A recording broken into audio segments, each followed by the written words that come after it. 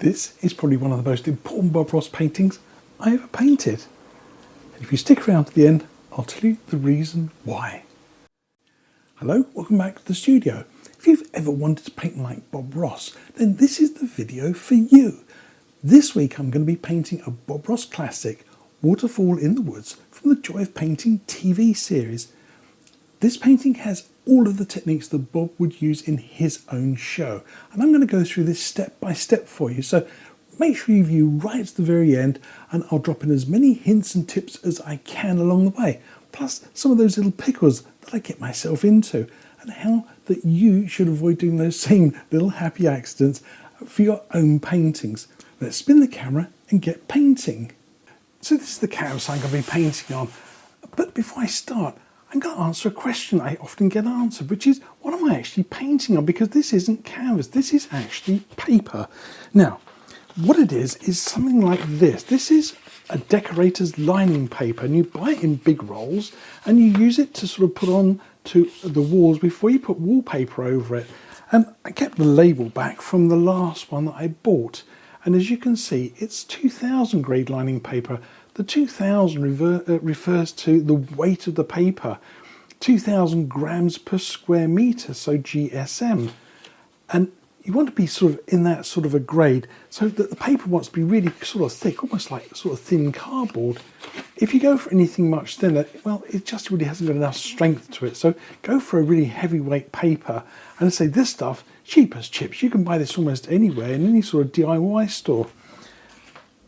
To seal the surface up, because we don't want this absorbing the oil paint, I give it a couple of coats of this. And this is some liquid, white acrylic paint. I had a few drops of black to it and then thinned it with some water.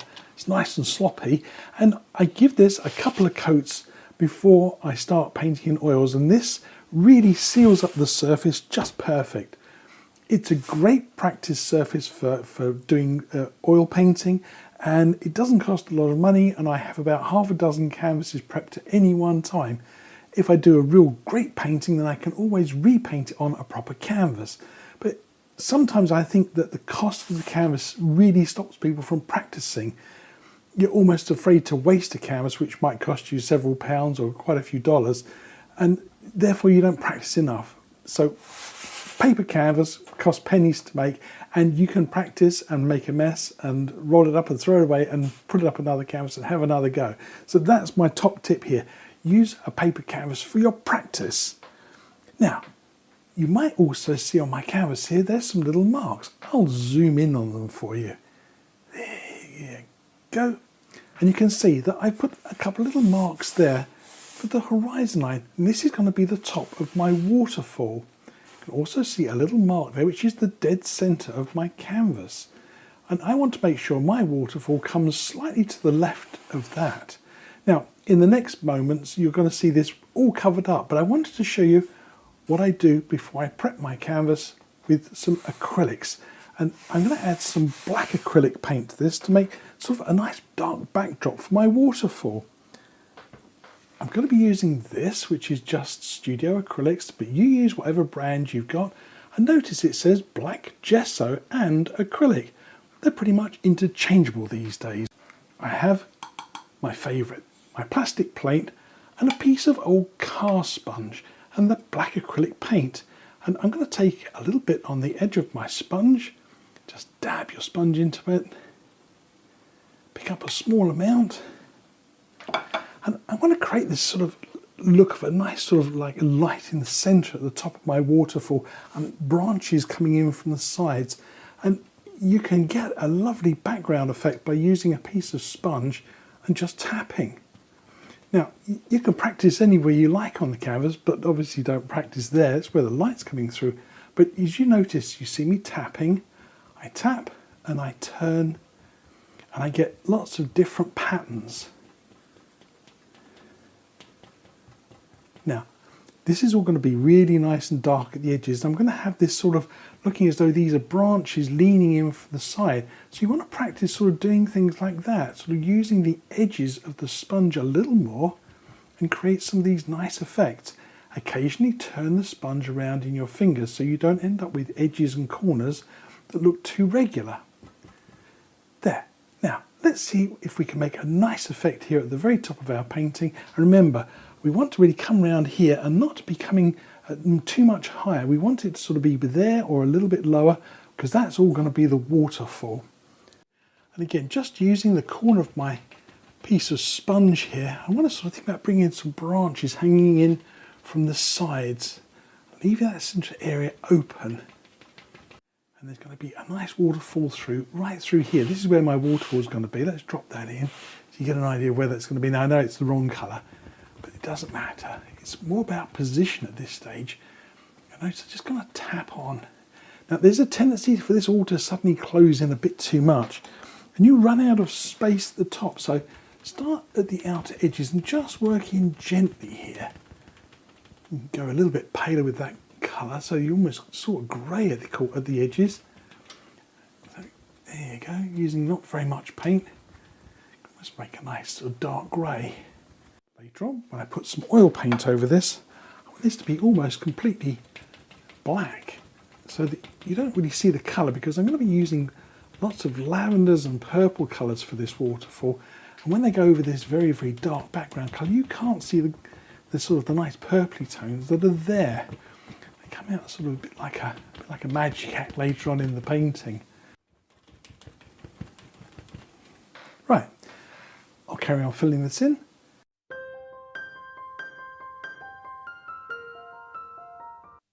So there we go. My canvas is pretty well covered in, and it doesn't matter if there's a few speckles and holes here and there.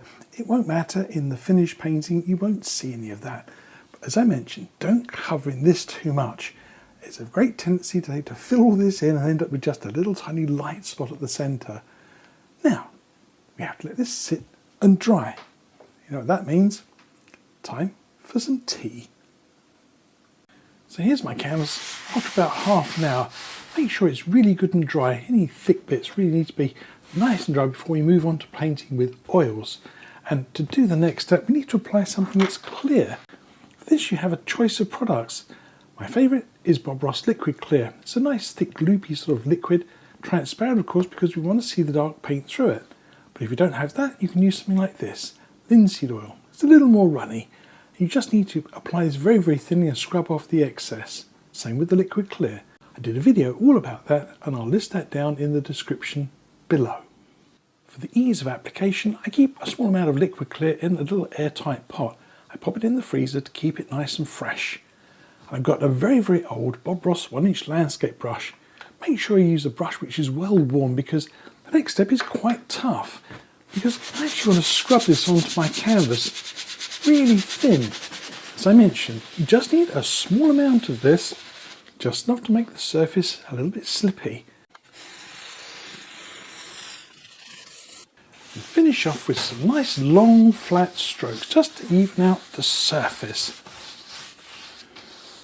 Now, time to add some colour. Here's my palette. As you can see, I haven't laid out all my colours yet. I left the sap greens and the yellow colours till later on. Initially, what I need is alizarin crimson and some phthalo blue to make a nice lavender colour. Titanium white, Van Dyke brown and dark sienna. Those are for some rocks later on, and maybe some black, but I'm not sure I need that just yet, so I've just stuck with the basics. The lavender colour is a mixture of 1 part phthalo blue with about 5 parts of alizarin crimson. I'll use a palette knife and I'll pick up a generous amount of the crimson and a much smaller amount of this blue, and we really want to mix this well. So place one over the other and start mixing. It's easier to mix if you lay it on top and then just gather it up and flip it over.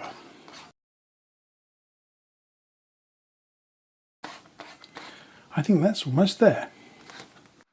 Now let's use that 1-inch brush we had before for the Liquid Clear. I've given it a bit of a dry clean to make sure it's not full of liquid clear. But I'm going to use that same brush to cover my entire canvas with a generous coating of this lavender. Now, as you can see, when it goes over the white, you can see where you've been.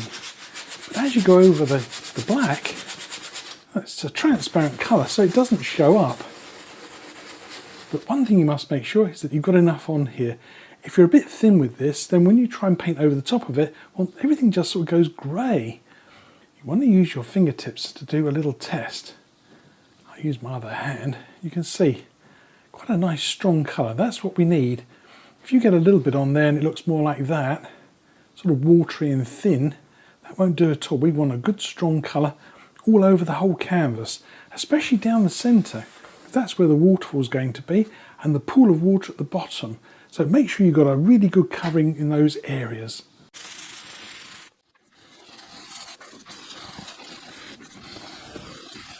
So I covered it from top to bottom. You see all these little holes that I didn't quite get with the black have all disappeared. They're actually quite useful in the end. So let's do a quick fingertip test. As you can see, I've got a lovely strong lavender colour coming back. I'll use a baby wipe just to get my fingers clean. One more test.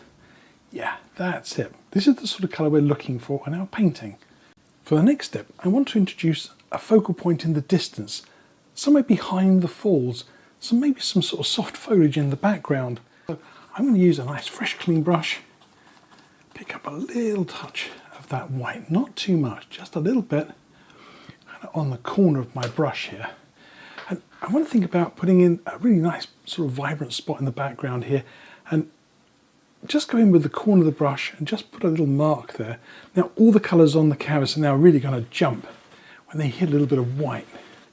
Now obviously white is opaque, in other words you can't see through it.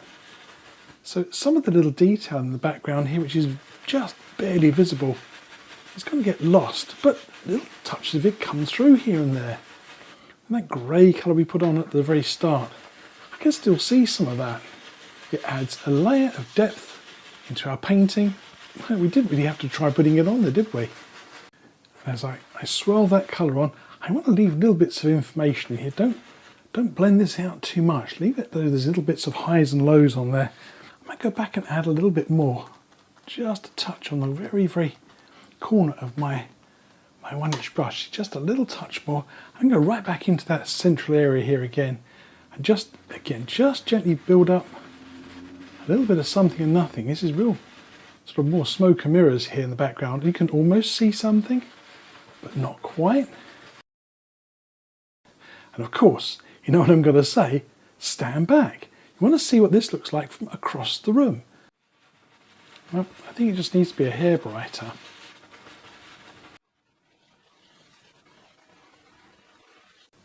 There, it's got this lovely sort of fractured edge to it, all these lovely little patterns I've created. Little bits of lavender, little bits of pinky colours coming through here.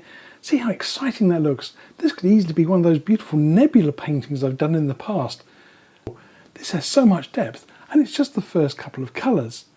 Right, now I want to add on some nice tree branches. And I've added a little touch of linseed oil to my brush. You can see just going to go into that paint. It's already quite oily, but this gives it just a little bit of extra runniness.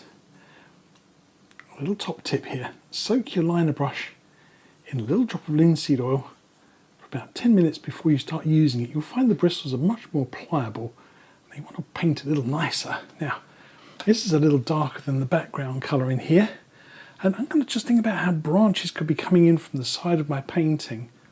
Now obviously, if you've got a very, very bright background, and these branches will show up more, I want mine just to be slightly darker than the background. Again, I hold my brush well back, and so I'm going to be putting branches on these, some nice foliage, so I don't need too many of them, just a few, just to kind of hold the scene together. There we go. And so, just using a little drop of that linseed oil, just to kind of pick up that paint a little easier. To form the branches, I'm going to be using the 1-inch brush, more especially the corner of the 1-inch brush. The idea is to load just enough paint on the corner of the brush and then just angle it slightly with a gentle tap, just kind of create those lovely sort of shapes of branches. But notice how I pull the paint out and I favour just that one corner.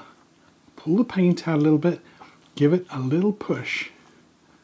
I'm going to create a nice little pattern in the paint.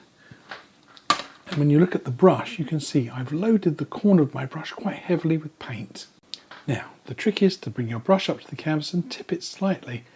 Not too far over. It does look as though I'm actually going on almost like that, but it's just the camera angle. And think about how branches hanging from the sides. Just a little touch. The paint sticks nice and easily. As you can see, I'm sort of going for like an umbrella shape. That's how I describe it. And as my brush runs out of paint, I'll work a little further back into the shadows.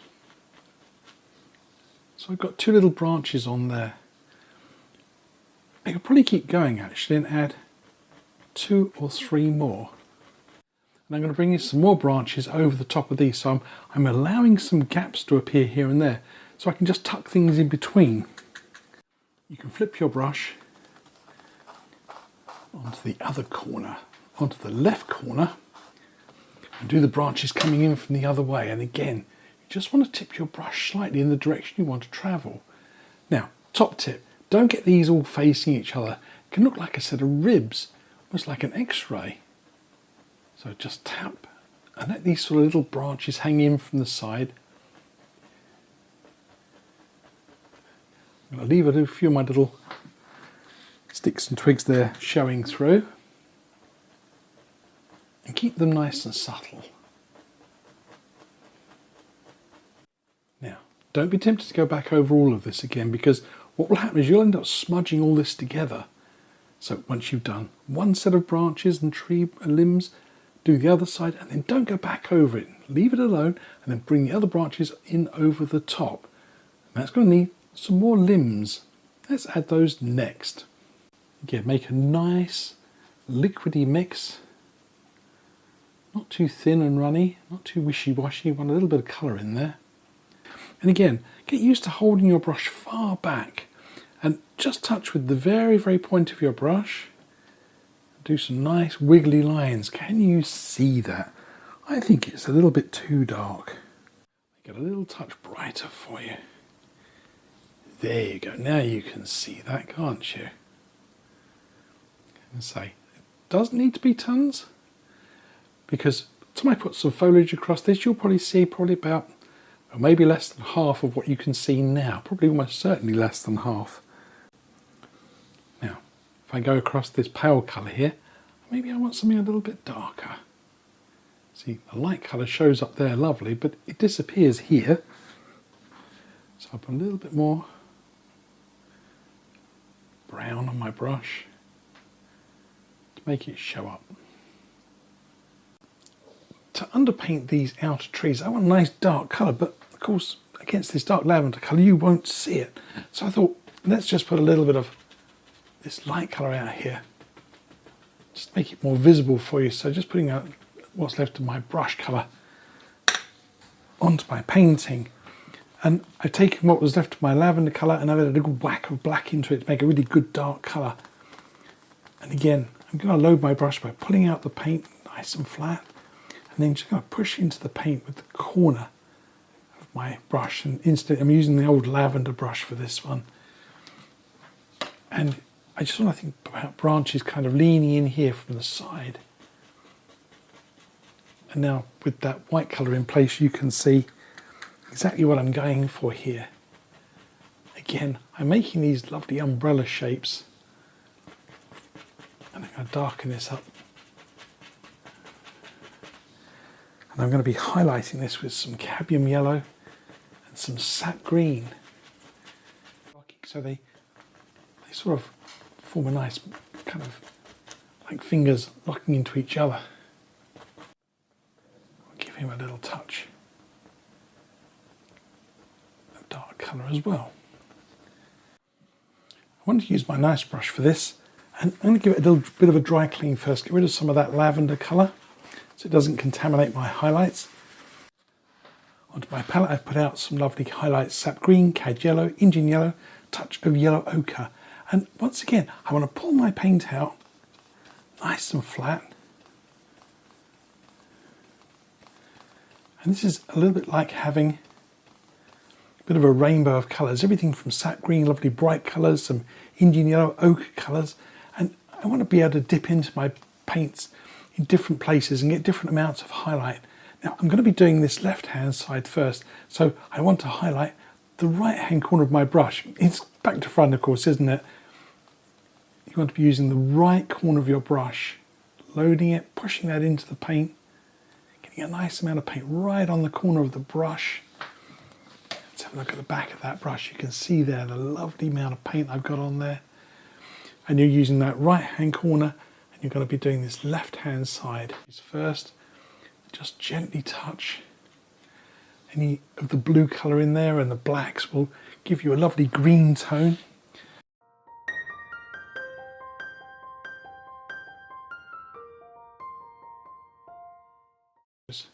Now when you do this, you're going to pick up colour. Almost never, you're going to pick up colour. And as you see, I went back into my highlighting colours and I muddled it up. So I'm going to touch that off on a piece of paper towel. And this is another one of those little top tips.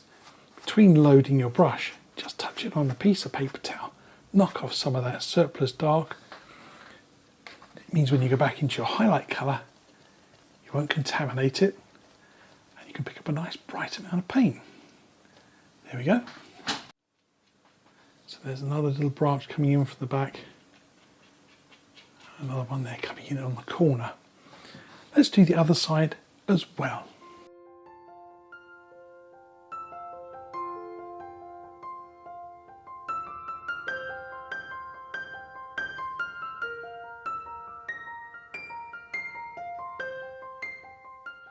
So there's all my background foliage dropped in. And you notice I switch colours about a little bit. Sometimes a little more ochre, sometimes a little bit more cad yellow, little touches of Indian yellow here and there. A nice variety of colours here adds a sense of interest in your painting, lots of different colour combinations. But time for a bravery test.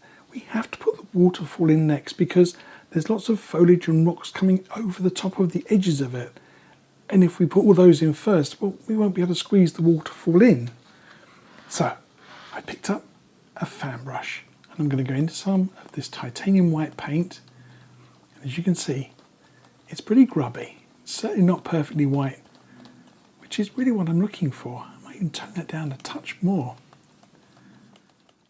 And believe you me, that's actually quite bright. It doesn't look it does it on my fan brush, but if I hold it up against my painting, put a little mark on there, that's going to be the top of my waterfall. You can see that really jumps off the canvas. So that's going to be the very top of my waterfall there. And I'm going to put some little rocks in at the side of it. So maybe that's even a touch high. Let's move it.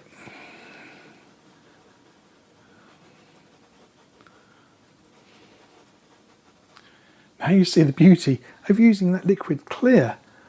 I can just rub things out like they didn't ever exist.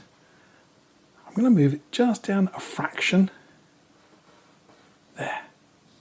And I need to know where it starts and where it finishes. I think somewhere around about here. So I've got a good drop for my waterfall, and down in the bottom here there's going to be some water. So let's drop in a couple of little markers for a pool. Be sure to groom your brush to a nice chiseled edge. Plenty of paint, and you really want to stick these bristles together. And the shape I'm going to make, sort of like a letter T, it comes down the centre. So I'm going to be coming in from two directions and then straight down. And the trick here I find is if you can get your hand and your eye and your body in line and just let gravity do the work. Let's go for it. Across and straight down. Across and down and off. Let your hand fall away from the canvas as you come down. Pick up lots of lavender doing that. And again, firm pressure at the very top. You want to really lean into the painting. I'll get my hand far back so you can see what I'm doing. Across and straight down. You want to try and get these as level as you can. But don't worry, there's a neat little trick I can show you to get that looking right. Do I put in another one? Well, it could do with being a little tiny bit wider, couldn't it? Do I widen it to the right or to the left? I think I'm going to widen it to the left. Across, bit of pressure, and straight down. Any little holes you leave, don't worry about it. You want this lovely effect of the water falling over the edge of a rock. It's good fun. Let's add another one. There. If you want to, you can go across the top of here with just a few little strokes and pretend that the water's going far back. So just let the water run out into the distance. It's a nice little effect. It looks like the water's coming from around the back of that tree. Quite subtle, so don't overdo it. And there you go. One waterfall, 4 brush strokes, and a little bit of fiddling in the background. I breathe a sigh of relief. Time for tea. At the base of the waterfall, where it's going to splash into the water, I want to put on some little details here. Now Bob did this with a 1-inch brush and he just tapped it in and just kind of softened it all up. I like to use a fan brush for this, and they're little sort of sprites. In other words, they're where the water starts to sort of fall through the air, it tends to break apart. Stab my brush to break apart the edges of the bristles a little more. And just want to get these little kind of splashes of water. What I'm doing here is I'm just kind of tapping my brush on the palette just to bust open those bristles and make them a little bit more sort of raggedy. And just to tap this on the canvas to get that kind of nice watery effect where the water actually sort of just splits apart. Air pressure kind of cuts through it and breaks it all up. And don't worry if some of these get down into this area, because we're going to pull down some nice reflections. Now this, in theory, this should be right at the top, so it should be brighter at the bottom here, and I should be brushing up, so we can do that. If it makes you feel happy, there we go, I can pull up. So it's a nice reflection. And at the side, so I'm just going to reach in and just pull straight down, and I'm not going to fuss with this too much because I got one here, nice fresh one. I'm going to just go in and just lean on the canvas and just press and pull straight down. I'm not going to brush across because I've got some rocks and vegetation and some other things to put in first. Then I can brush across once I've got those in the reflections as well. One thing we will want for our waterfall though is a way of holding it in, because there's nothing holding the sides in. So I need to add in some rocks. And this is where you've got to be careful, because there's some real pickle potential coming up. Those rocks need a nice dark underpainting. For this I'm going to use some Van Dyke Brown and what's left of my black. I want a really good strong dark colour. I'll just mix those together. And I like using my palette knife to make rocks. There we go, pull it down. And I'm going to pick up a little roll of dark paint. Now, the next section you may not sort of see very much of it because I'm painting dark on dark. What I'll do is I'll put a little tiny drop of lavender in my paint so you can just about see it. But when you do yours, just use the straight dark colour. Now, very often people put rocks in here. Okay, and sometimes they put rocks in here. And the obvious thing is that the rocks are lower than the top of the falls. So the falls are not being held in properly. So make sure you get your rocks above the line of the falls. And I want to think about a nice ledge here. I'm going to come in above the height of the falls, and I'm going to just press with my knife. You can come down. Make a nice little step in it, and I'm really pressing on the canvas here. There we go.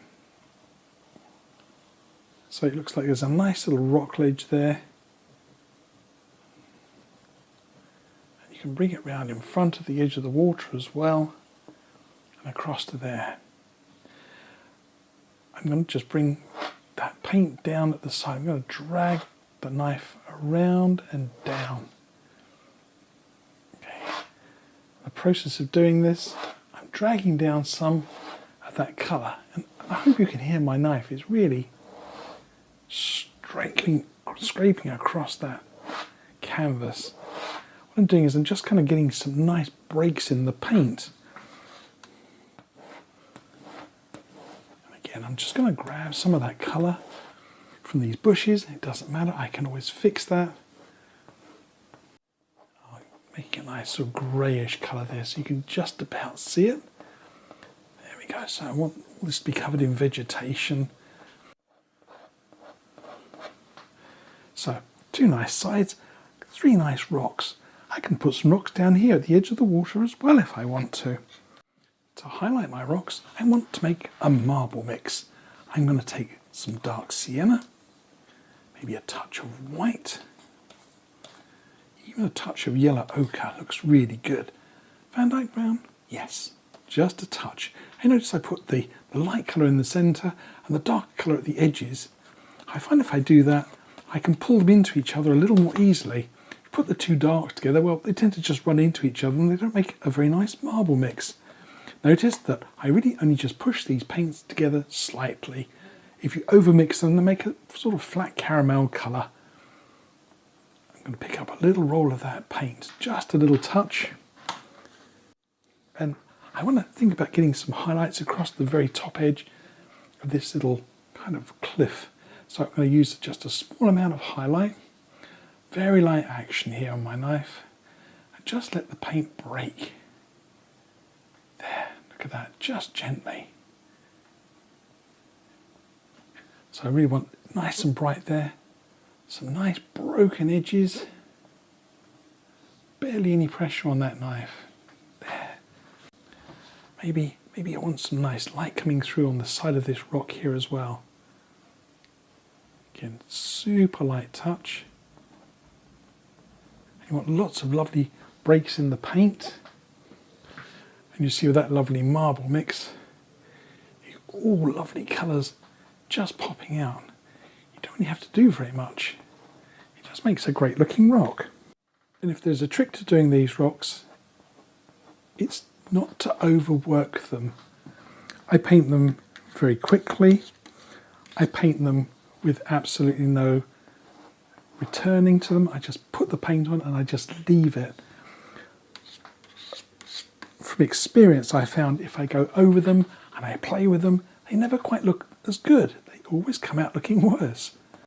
One part of my painting I do want to highlight though is I want to drag a little bit of colour down the face of this rock. Now, I like this dark shadow, this overhang, but I'm going to use just the corner of my brush, just a corner of my palette knife, just to grab a little colour from here and just kind of pull down.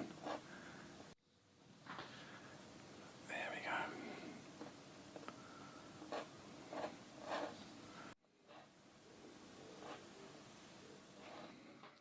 And nearly forgot, I've got to do these ones down here as well. Again, just let the paint break. Any gets down in the water, it doesn't matter. But I'm going to turn that into the reflection.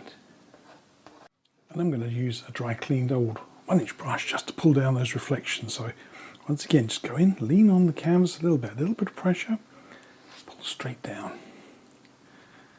Straight down. So I'm just making a decision. I think that rock sits in the water here. So from there downwards, this canvas is getting a little on the tacky side. You can feel the canvas is really grabbing the paint. Just dry clean my brush. And this time I think I will brush across. I still want to reflect some of the vegetation I'm going to put on here, but the canvas is getting really kind of quite dry. So I'm just going to brush gently across here. I don't expect this paint will move very much at this stage.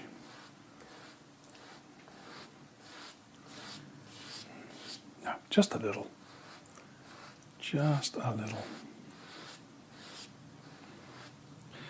And the reason why it doesn't slide around too much is because I put on just a very, very thin coat of that liquid clear.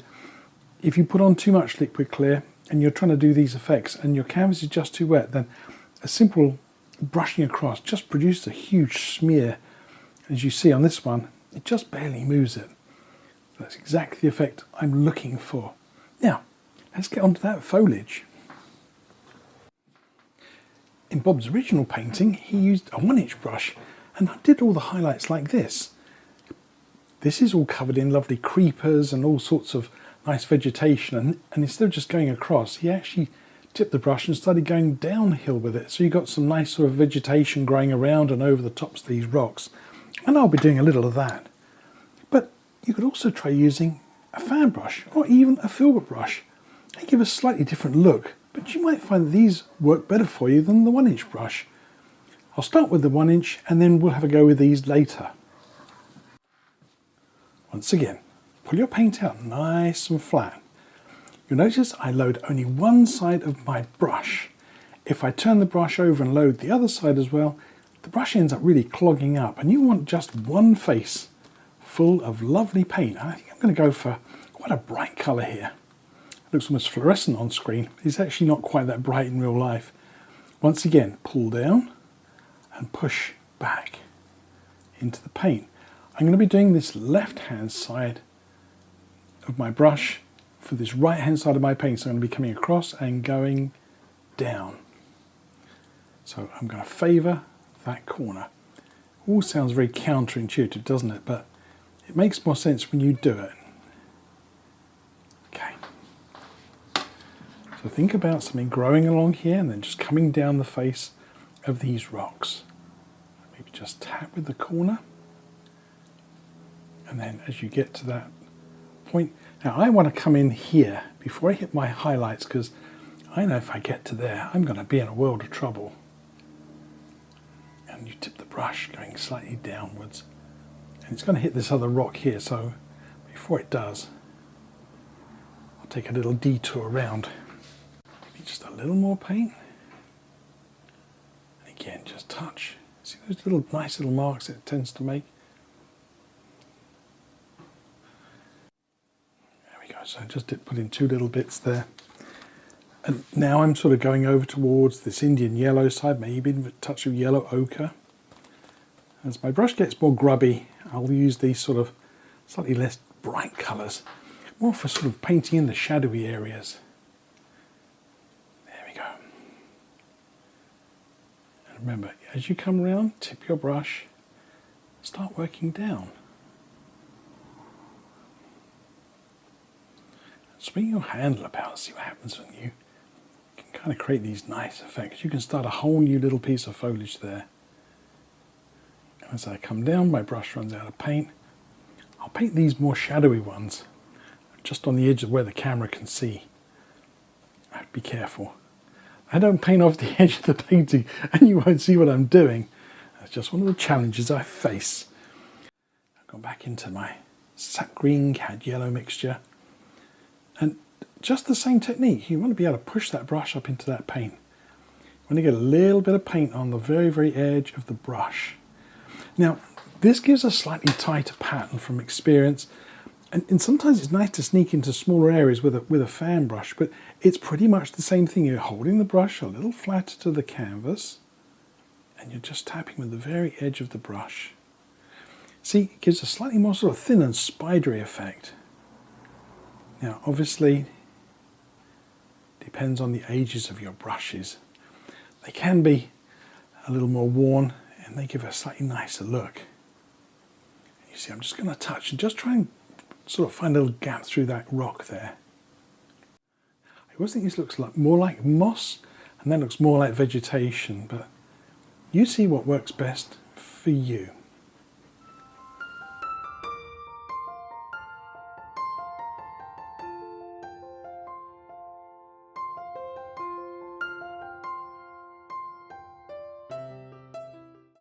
Remember, only load one side of your brush, don't load the back.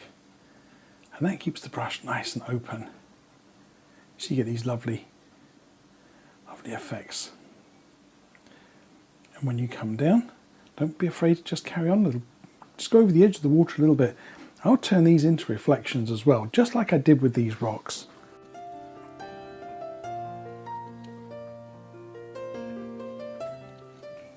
Take a little extra care when you're putting down reflections of the foliage, because unlike the rocks, which were made with heavy dark and dry colours like that sort of ochre colours, these cad yellow colours and greens they tend to be a little bit more runny, so you've got to be a little bit more careful. Don't press on them quite so hard. Just kind of lean on them gently, and you'll find they move real easy. See, and they really want to blur very easily, so you've got to be just gentle with them. Again, just across. There. I reckon that looks pretty realistic to me. Now, let's finish off the watery areas here. I need a few nice ripples and some little bit of splash and crash. Again, just press up with that brush. Just stabbing it in. let the bristles just break apart.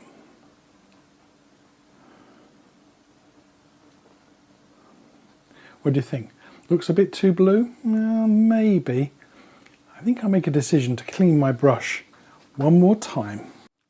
Well, after narrowly avoiding that pickle, I went back and got some fresh paint.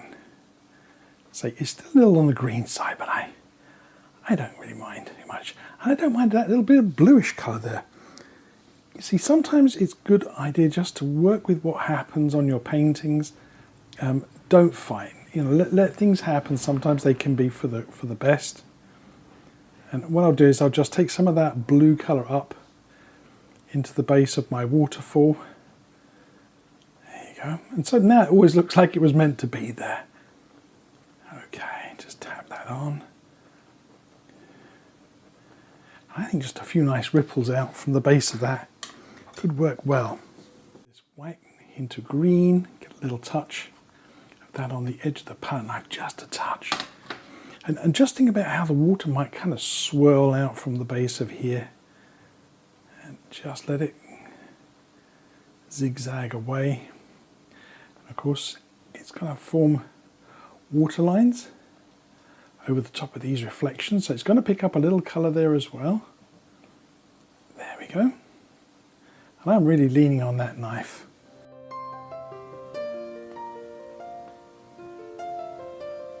And try and keep these pretty level.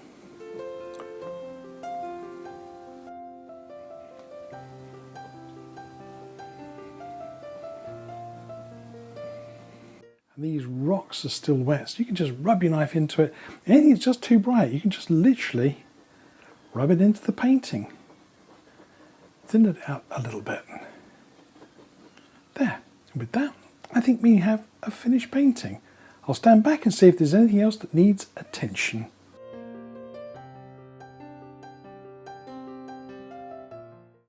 I fancy to put a little rock here at the top of the falls, maybe add some little grassy doers and details as well. This is definitely your bravery test. I'm going to pick up some dark, just drop in a nice chunk of dark paint. This is definitely a bravery test. And only do this if you really, really want to. I pick up a little bit of that highlight. Yeah, there you go. Don't play with that anymore. Now some grassy details and a signature.